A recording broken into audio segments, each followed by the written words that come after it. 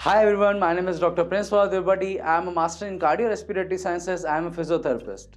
आज हम बात करने वाले हैं मसल्स वीकनेस में की जाने वाली फिजियोथेरेपी प्रोटोकॉल्स और एक्सरसाइज के बारे में। ज़्यादातर जब भी हमें मसल वीकनेस देखने को मिलता है वो दो कारण से मिलता है, या तो लेस फिजिकल एक्टिविटी या ओवर फिजिकल एक्टिविटी। तो अब आप सोच रहे होंगे ओवर फिजिकल एक्टिविटी में भी मसल वीकनेस कैसे आया, या हम लेस फिजिकल एक्टिविटी है तो मसल वीकनेस आना बिल्कुल हो सकता है, ऐसा कोई दिक्कत नहीं है।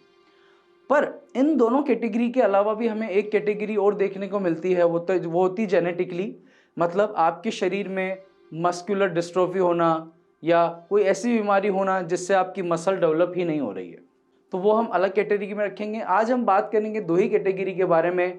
पहली है लेस फिजिकल एक्टिविटी, दूसरी है ओवर फिजिकल एक्टिविटी। अब पहला जो टॉपिक मैं आपको बताना चाहता हूं लेस फिजिकल एक्टिविटी के बारे में, इसके बारे में आपको मैं 3 पॉइंट बताऊंगा।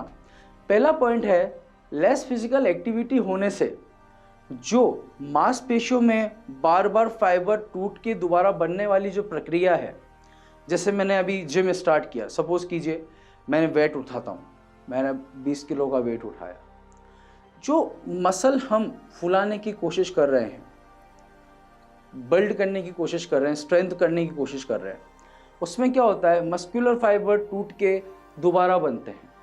जो वो बनते हैं उनके अंदर धीरे धीरे स्पिंडल्स, मतलब धीरे धीरे उनके अंदर मसल फाइबर्स की क्वांटिटी बढ़ती जाती है। जो फाइबर पहले छोटे से थे अब वो फाइबर की क्वांटिटी बढ़ती गई। इन फाइबर की क्वांटिटी बढ़ने की वजह से वहाँ पर खर्च होने वाली जो प्राथमिक ऊर्जा है वो बढ़ जाती है। इससे वहाँ पे मजबूती बढ़ती है और उस एरिया का काम करने का क्राइटेरिया बढ़ता है।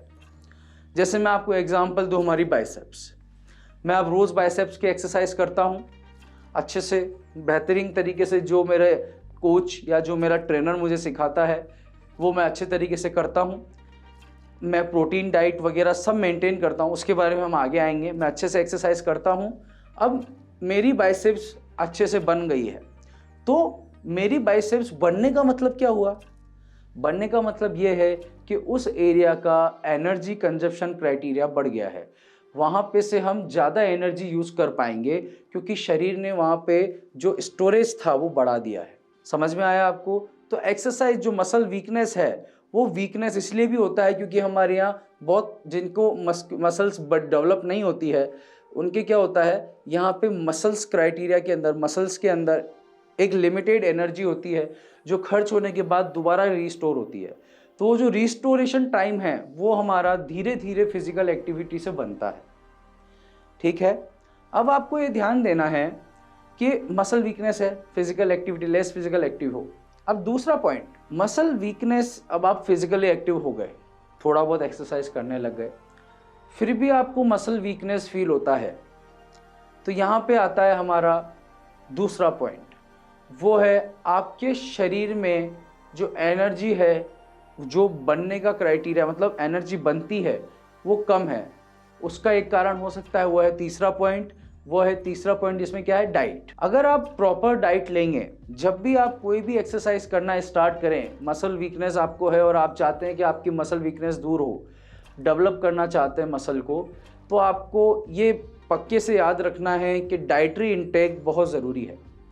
डाइटरी इंटेक में आप क्या क्या लें, मैं आपको बताना चाहूँगा। अगर आप शुरुआत में, सबसे पहले तो याद रखिए, शुरुआत हमेशा थोड़े से करें। अगर आप बिल्कुल लेस एक्टिव हैं तो सबसे पहले शुरुआत अपने बॉडी का कार्डियो सिस्टम बढ़ाने से करें। मैं आपको बताना चाहूँगा, कुछ लोग कार्डियो नहीं करते हैं और जिमिंग करते रहते हैं। अब मैं आपको ये बताना चाहूँगा कि आपकी शरीर की प्राइमरी मसल्स, दो बहुत ज़रूरी मसल, पहली है ब्रेन, दूसरी है हार्ट। ये दोनों मसल हैं और सबसे पहले जो आपको डेवलप होती है वो होती है हार्ट की मसल्स। हार्ट खुद एक मसल है, तो हमें ये ध्यान रखना है कि हमें इसको अच्छे से एक्टिव करना है। ये एक्टिव रहेगा तो आप कितना भी बॉडी को चाहेंगे उतना सप्लाई मिलेगा। अगर आपका ये, मेरा बॉडी मास इतना है, ये छोटी सी बाइसेप है, अगर मैं इसको लेंथ बढ़ा रहा हूँ, ये इतना हो गई, अभी मेरे हार्ट की कैपेसिटी थी इसको इतना, ये पूरी बॉडी को मेरे को सप्लाई कर रही थी, मैंने फिजिकल एक्टिविटी स्टार्ट किया, मैंने कार्डियो को अवॉइड किया और चाहा कि मैं अपनी एक्टिविटी बढ़ाऊँ। अब मैं आपको बताता हूँ कि मैंने मेरी एक्टिविटी बढ़ाई, मांसपेशियाँ डेवलप होने लगी, मैंने प्रॉपर डाइट लिया, डाइट लेके मैंने अपने आप का जो ग्रोथ थी वो भी बढ़ गई है। अब मेरी बाइसेप्स अच्छी हो गई है, मेरे क्वाड्स अच्छे हो गए हैं, मेरा जितनी भी बिग मसल्स है, एब्स हैं, छाती की मांसपेशियाँ हैं, ठीक है, सब अच्छे हो गए, मेजर, माइनर, पेक्टोरल्स सब अच्छे हो गए। अब इनमें दिक्कत क्या आई? मैंने कार्डियो नहीं किया। जो मेरा शरीर का हार्ट जो पहले इनको सप्लाई कर रहा था, अभी भी हार्ट का स्टेमिना हमने नहीं बढ़ाया है, ठीक है। तो वो जितना सप्लाई कर रहा है अभी भी वो कोशिश करता है कि बढ़ाता है वो अपनी कैपेसिटी, पर वो स्वयं बढ़ा रहा है, हमने उसको प्रिपेयर नहीं किया है, ट्रेन नहीं किया है। तो हमेशा याद रखिए कि जब भी आप कोई जिमिंग एक्सरसाइज या मसल ग्रोथ चाहते हैं तो कार्डियो करना कंपलसरी है। आपकी हार्ट की मांसपेशियों को इस लायक बनाइए कि आपकी वो उभरती हुई बॉडी को बराबर सपोर्ट कर पाए। तो डाइट बहुत ज़रूरी है, एंटी इन्फ्लामेटरी, एंटीऑक्सीडेंट, साथ में प्रोटीन, कार्बोहाइड्रेट और फैट, इन सबका एक अच्छा कंटेंट रखें। और मोस्ट इम्पोर्टेंट थिंग, जब आप बॉडी को अच्छे से गेन कराना चाहते हैं, मल्टीविटामिन्स और ओमेगा 3 और DHA को अपनी बॉडी के कंटेंट्स में शामिल करें, सोर्स ऑफ शामिल करें। अब हम बात करते हैं दूसरा, वो है ओवर यूज़। ओवर यूज़ क्या होता है?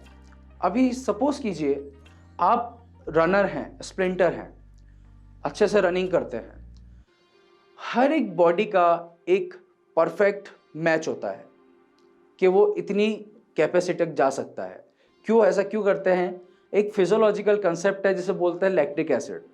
जब आप बराबर तरीके से वर्क करते हैं या एक्सरसाइज करते हैं तो जितना आप बॉडी की एनर्जी को यूज़ करते हैं, क्विक एनर्जी को, उसको एनर्जी करने को यूज़ करने के बाद एक जो मॉलिक्यूल टूटता है आपकी एनर्जी को देने के लिए, उस मॉलिक्यूल के टूटने के साथ ही एक ऐसा केमिकल रिलीज करता है जो आपको थकाता है या बॉडी की कैपेसिटी कम करता है, वो कहलाता है लैक्टिक एसिड। जब भी आप कोई वर्क करते हैं तो वो इकट्ठा होता है, वो इकट्ठा होके अब आपको बताता है कि अब आपकी मांसपेशियों में ताकत नहीं है उतनी जितना आप उसको यूज़ करना चाहते हैं, तो हम रुक जाते हैं। तो ऐसे टाइम पे क्या होता है, एथलीट जो होते हैं उनमें क्या होता है, वो कंटिन्यूसली प्रैक्टिस करते रहते हैं। तो एक लिमिट में आने के बाद उनका लैक्टिक एसिड रीस्टोरेशन से ज़्यादा ऊपर चला जाता है। उस कंडीशन में क्या होता है, ओवरड्यू सिंड्रोम, मतलब आपकी मांसपेशियां फटीग हो जाती है, बिल्कुल वर्क नहीं कर पाती, इवन आप चलने फिरने लायक भी नहीं रह पाते हैं। इस कंडीशन में आपको कम से कम 4 से 6 महीने दोबारा रिकवरी में लगते हैं और जितनी कैपेसिटी आप जनरेट करना चाहते हैं उसके लिए शायद हो सकता है आपको 1 साल से 2 साल तक भी लग जाए।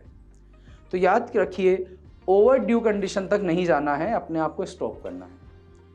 आज की वीडियो में सिर्फ इतना ही। Thank you so much. नमस्ते।